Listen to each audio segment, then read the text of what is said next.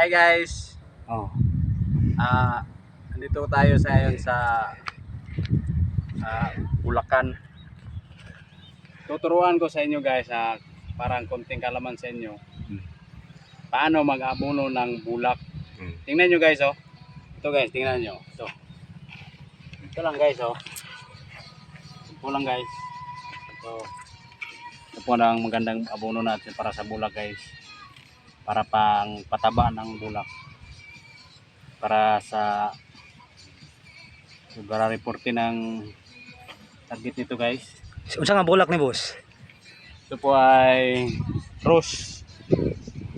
May tatlong color tayo. May pink, colorless at saka red. Red. Kung gusto nyo mag-order, lalo na yung mga lover boy at lover girl, PM nyo po ako.